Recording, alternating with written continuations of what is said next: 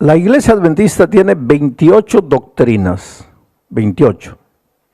Ninguna doctrina de la Iglesia ha salido de los escritos de Elena de White. Quiere decir, si Elena de White nunca hubiera existido, la Iglesia Adventista tendría las mismas 28 doctrinas que tiene. Entonces, jamás pienses que nuestra doctrina la ha hecho Elena de White.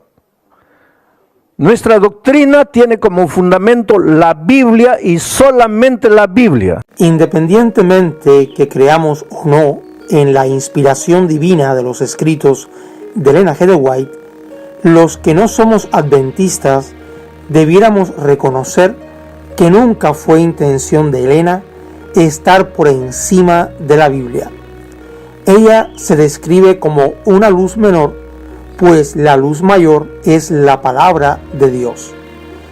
Elena decía que la Biblia es su propio intérprete. Los pioneros adventistas sostenían el principio de solo escritura. En 1847, el esposo de Elena, Jaime White, declaraba: la Biblia es una revelación perfecta y completa y nuestra única regla de fe y conducta.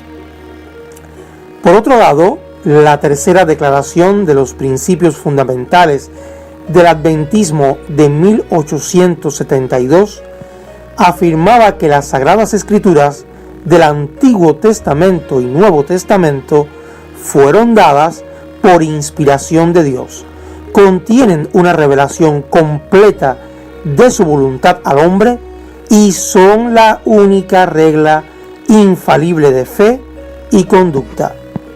Noten la expresión, única regla infalible de fe y conducta. Estos fundamentos que aceptó Elena, pues en su opinión fueron concebidos por revelación y estudio, no mencionan que debiera ser aceptada ella como condición para ser parte del adventismo. Los fundamentos de 1872 solo reconoce que el don de profecía es parte del propósito y la revelación de Dios.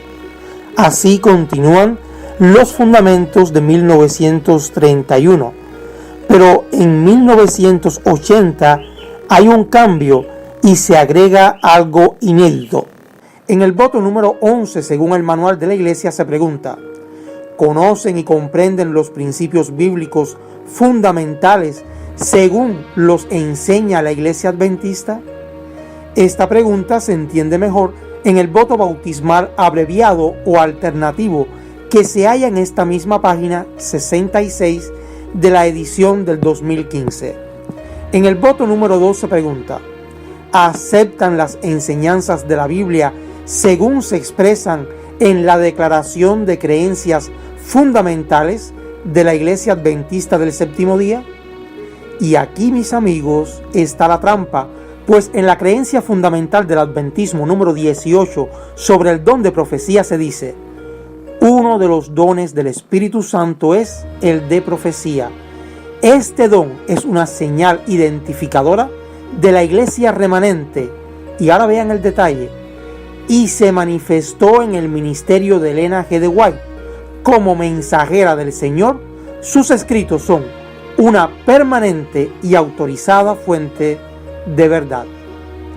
Ahora quisiera comparar esto que acabamos de leer y que todo adventista conoce a la perfección con lo dicho por su mensajera en la obra Testimonios para la Iglesia, tomo 1, página 294, donde el contexto habla de los que no entendían el don de ella, pero Elena dice finalmente: a tales personas no se les debiera privar de los beneficios y privilegios de la iglesia.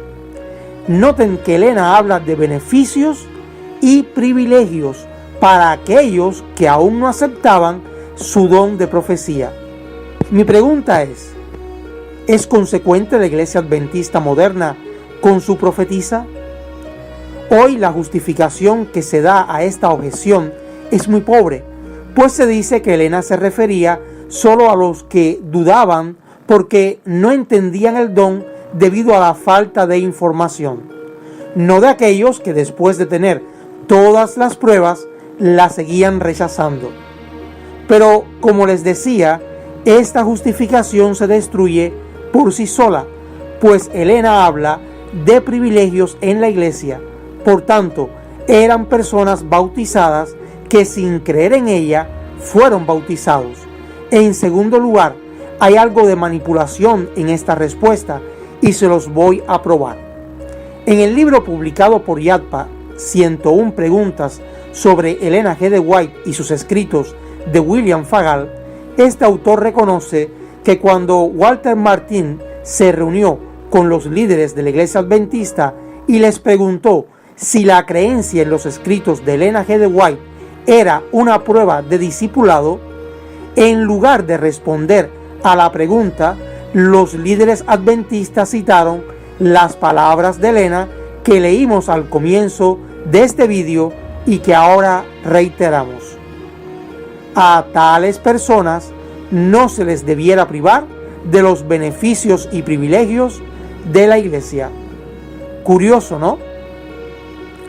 Otra prueba de que nunca fue intención de Elena que fuera requisito para el bautismo su aceptación la hallamos en los fundamentos de 1872 y de 1931, donde no aparece su nombre entre las creencias fundamentales, a diferencia de lo que proclama hoy la Iglesia moderna.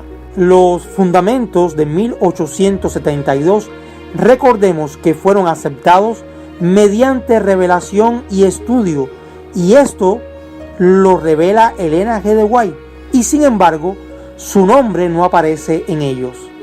No es mi problema decidir si es correcto o no este cambio en las creencias fundamentales modernas.